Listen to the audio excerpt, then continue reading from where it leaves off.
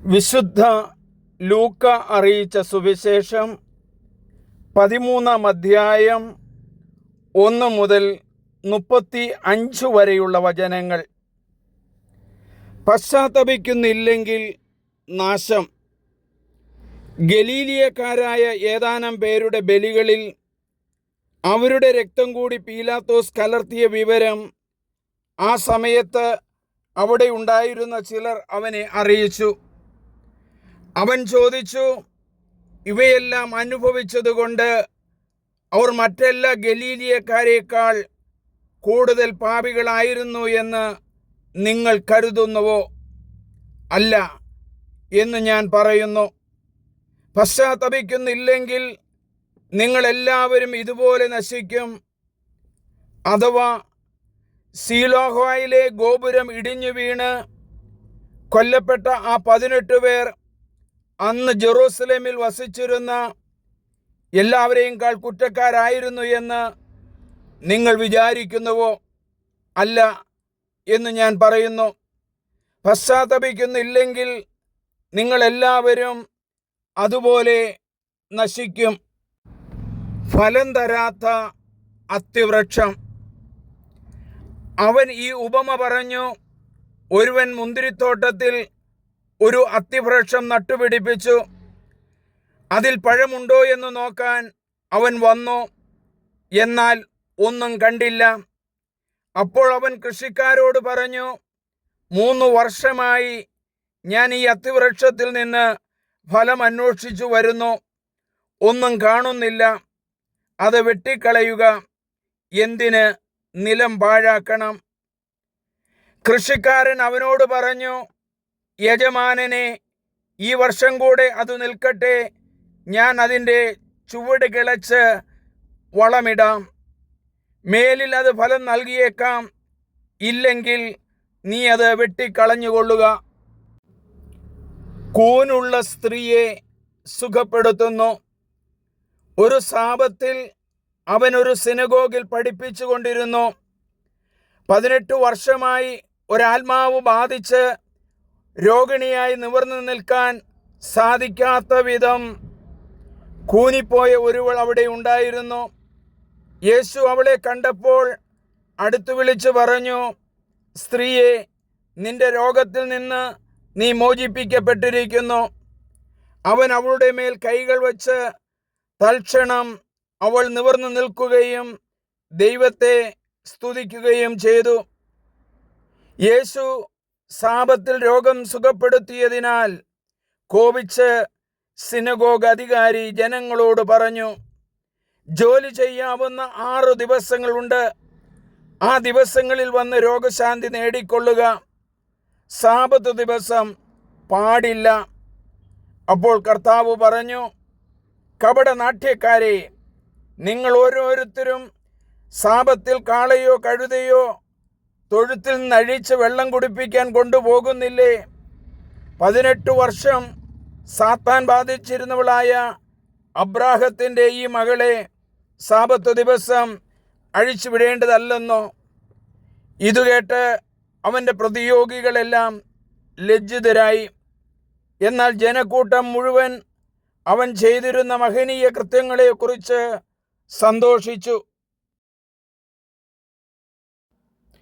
കടുകുമണിയും പുളിമാവും. അവൻ പറഞ്ഞു, ദൈവരാജ്യം എന്തിനോട് സദൃശമാണ്? എന്തിനോട് ഞാൻ അതിനെ ഉപമിക്കും? അത് ഒരുവൻ തൻ്റെ തോട്ടത്തിൽ പാകിയ കടുകുമണിക്ക് സദൃശമാണ്. അത് വളർന്ന് മരമായി ആകാശത്തിലെ പക്ഷികൾ അതിൻ്റെ ശാഖകളിൽ ചേക്കേറി. അവൻ വീണ്ടും പറഞ്ഞു, ദൈവരാജ്യത്തെ എന്തിനോടാണ് ഞാൻ ഉപമിക്കേണ്ടത്? ഒരു സ്ത്രീ 3 അളവ് മാവിൽ അത് മുഴുവൻ പുളിക്കുവോളം ചേർത്ത് വെച്ച പുളിപ്പ് പോലെയാണ് അത്. ഇടുങ്ങിയ വാതിൽ. പട്ടണങ്ങളിലും ഗ്രാമങ്ങളിലും പഠിപ്പിച്ചുകൊണ്ട് അവൻ ജെറൂസലേമിലേക്ക് യാത്ര ചെയ്യുകയായിരുന്നു. ഒരുവൻ അവനോട് ചോദിച്ചു, കർത്താവേ, രക്ഷ പ്രാപിക്കുന്നവർ ചുരുക്കമാണോ? അവൻ അവരോട് പറഞ്ഞു, ഇടുങ്ങിയ വാതിലിലൂടെ പ്രവേശിക്കുവാൻ പരിശ്രമിക്കുവിൻ. ഞാൻ നിങ്ങളോട് പറയുന്നു, അനേകം പേർ പ്രവേശിക്കാൻ ശ്രമിക്കും, എന്നാൽ അവർക്ക് സാധിക്കുകയില്ല. ഉടമസ്ഥൻ എഴുന്നേറ്റ് വാതിൽ അടച്ചു കഴിഞ്ഞാൽ പിന്നെ നിങ്ങൾ പുറത്തുനിന്ന്, കർത്താവേ, ഞങ്ങൾക്ക് തുറന്നു തരണമേ എന്ന് പറഞ്ഞ് വാതിൽക്കൽ മുട്ടാൻ തുടങ്ങും. അപ്പോൾ അവൻ നിങ്ങളോട് പറയും, നിങ്ങൾ എവിടെ നിന്നാണെന്ന് ഞാൻ അറിയുന്നില്ല. അപ്പോൾ നിങ്ങൾ പറയും, നിന്റെ സാന്നിധ്യത്തിൽ ഞങ്ങൾ ഭക്ഷിക്കുകയും പാനം ചെയ്യുകയും ഞങ്ങളുടെ തെരുവുകളിൽ നീ പഠിപ്പിക്കുകയും ചെയ്തിട്ടുണ്ട്. എന്നാൽ അവൻ പറയും, നിങ്ങൾ എവിടെ നിന്നാണെന്ന് ഞാൻ അറിയുന്നില്ല. അനീതി പ്രവർത്തിക്കുന്ന നിങ്ങൾ എന്നിൽ നിന്ന് അകന്നു പോകുവിൻ. അബ്രാഹവും ഇസ്ഹാക്കും യാക്കോബും സകല പ്രവാചകന്മാരും ദൈവരാജ്യത്തിൽ ഇരിക്കുന്നതായും നിങ്ങൾ പുറന്തള്ളപ്പെടുന്നതായും കാണുമ്പോൾ നിങ്ങൾ വിലപിക്കുകയും പല്ലിറുമുകയും ചെയ്യും.